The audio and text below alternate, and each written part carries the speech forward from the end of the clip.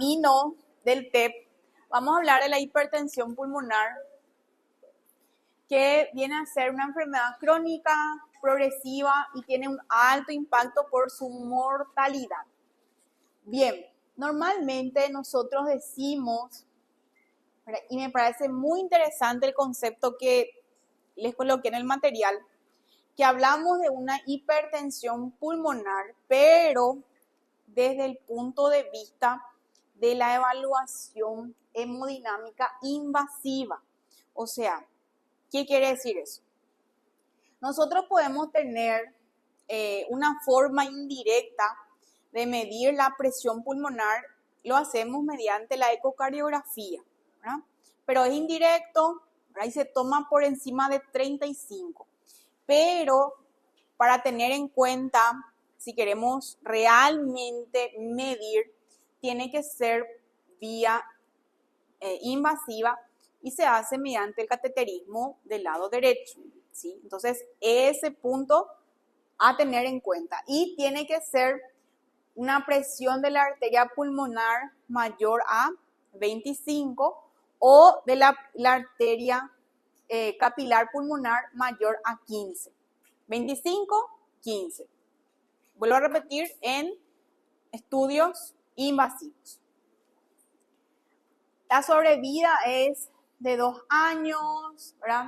En un 40%.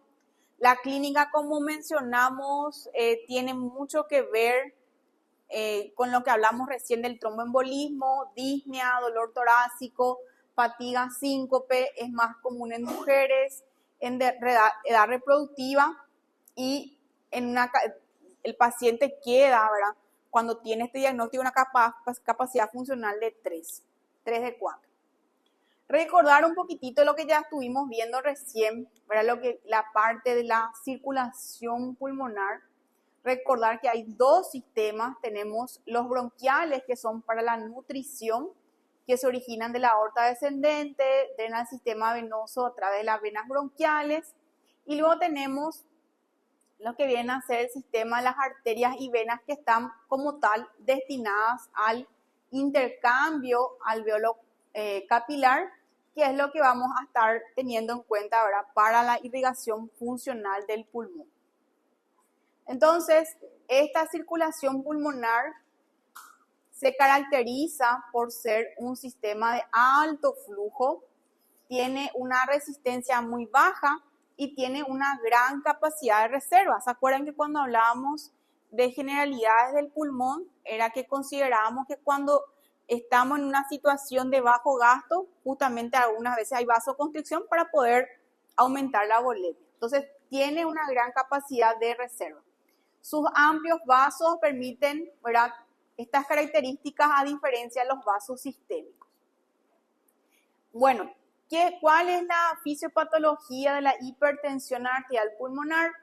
Vamos a ver que hay muchos caminos, muchos tipos que pueden hacer que un paciente tenga hipertensión pulmonar, pero básicamente se caracterizan por ciertos eventos.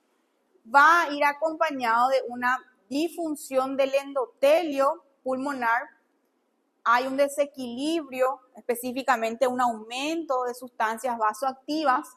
Esto genera una vasoconstricción.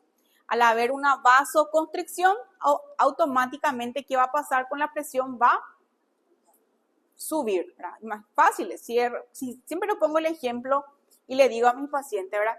Claro, vos agarras una manguera, cuando vos querés tener más presión, ¿qué haces? Apretás. Entonces, al haber una vasoconstricción, la presión va a subir, ¿verdad?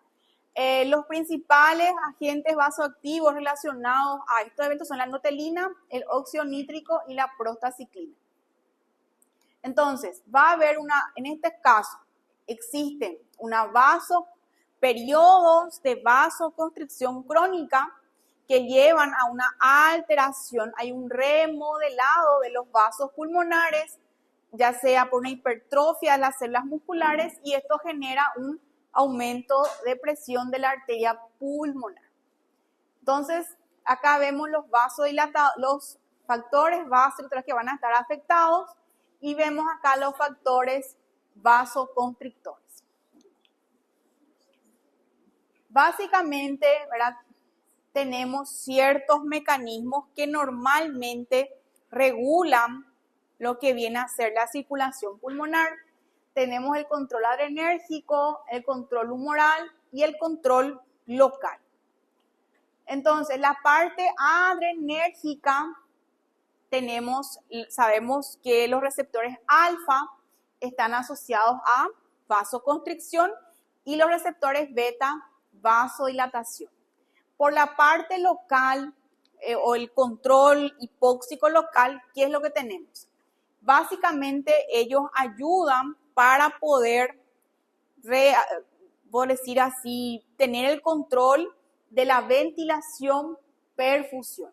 Entonces, estos, por ejemplo, ayudan para redistribuir el flujo sanguíneo a las zonas bien ventiladas, y los estados de hipoxia crónica entonces pueden hacer que haya una elevación sostenida, ¿verdad?, de la presión arterial, que por ende va a generar también un remodelado vascular y por ende ya por decir así, la perpetuación de esa hipertensión pulmonar. Entonces, hay los factores genéticos, factores desencadenantes, el paciente que tiene una hipoxia crónica, una colagenosis, por ejemplo, yo suelo ver, bueno, vamos a ver enseguida cuáles son las causas, tóxicos, pacientes del VIH, se genera una disfunción endotelial, hay una vasoconstricción, hay una proliferación, hay una obliteración vascular, aumento de la resistencia, hipertensión pulmonar y sabemos que por último lleva al fracaso del bebé. Bien, la clasificación. Entonces, tenemos la hipertensión pulmonar, viene a ser así como tal, una enfermedad de los vasos pulmonares. ¿Cuánto tiene que ser la presión de la arteria pulmonar media de forma invasiva mayor a 25 y la arteria capilar 15? Entonces, ese es el diagnóstico.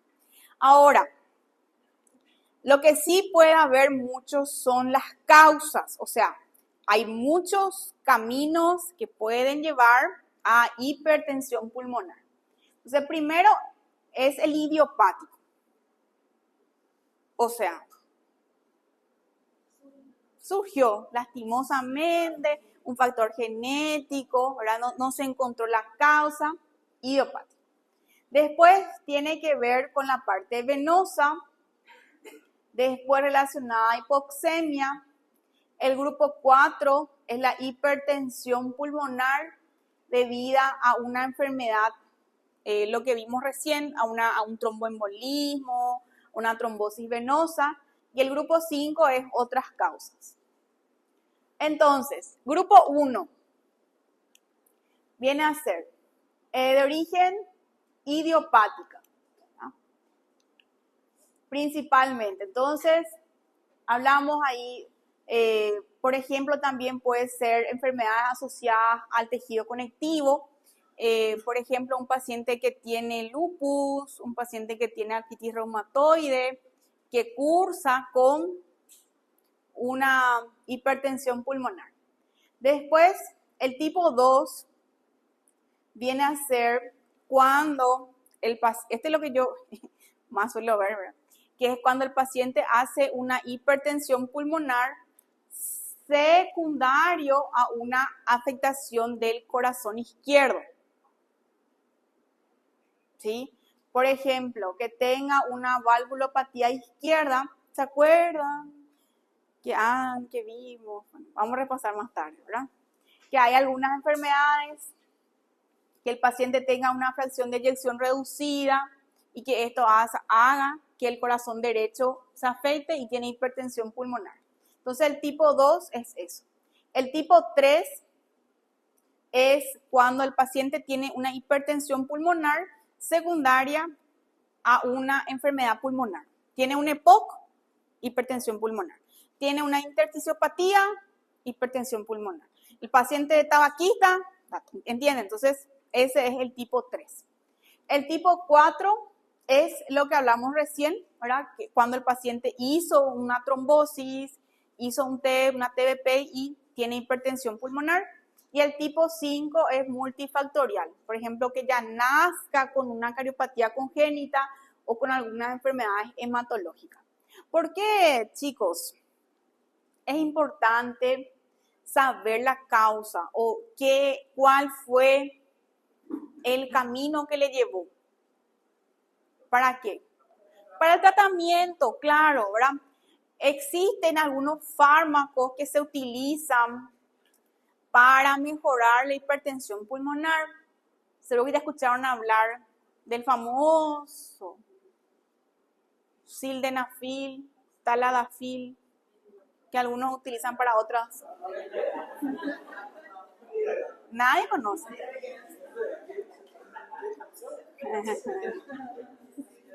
Bueno, claro. Por eso, genera estos fármacos, sildenafil, tadalafil, se utilizan para la hipertensión pulmonar tipo idiopática. Claro, ¿verdad? Idiopática, el tipo 1, ¿sí? Para el tipo 2, que si yo quiero mejorar la hipertensión pulmonar del tipo 2, ¿qué tengo que hacer? Tratar la causa izquierda. Si quiero mejorar el tipo 3, ¿qué tengo que hacer? Tratar la enfermedad pulmonar. Si quiero el tipo 4, ¿qué tengo que hacer? Tratar el tromboembolismo, ¿entienden? Por eso es importante saber la causa. Bueno, y por último, viene a ser ya el cor pulmonale, que ya es la manifestación, ¿verdad?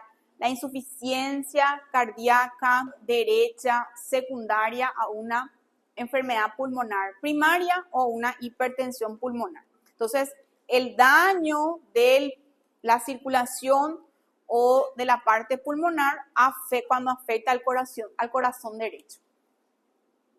Entonces, la clínica del paciente, ¿verdad?, que cursa con un cor pulmonale va a ser básicamente una clínica del lado derecho.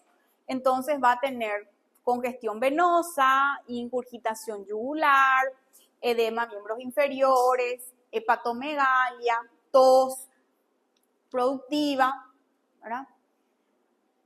Acá justamente tienen ya el ejemplo, está en el libro de ustedes, ¿verdad? Entonces, una alteración pulmonar, una bronquiectasia, una fibrosis, van a generar cambios en los bronquiolos, va a haber un aumento de la resistencia de los vasos pulmonares, acompañado de hipoxia.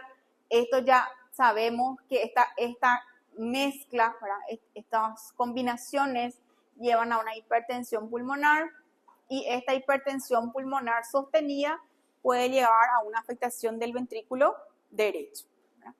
Y sabemos también que, ¿verdad?, uno de los casos hemodinámicamente más difícil para manejar es la afectación del ventrículo derecho, ya que no existe, no es como el ventrículo izquierdo, que tiene los receptores para las sustancias inotrópicas. Entonces, por eso es que son tan graves y tienen una mortalidad tan alta, como dijo la compañera. Bien, entonces, en resumen, para terminar, las vasculopatías pulmonares, embolias, son una obstrucción del flujo, y la hipertensión pulmonar aumenta la presión arterial pulmonar, que tiene 5 grupos.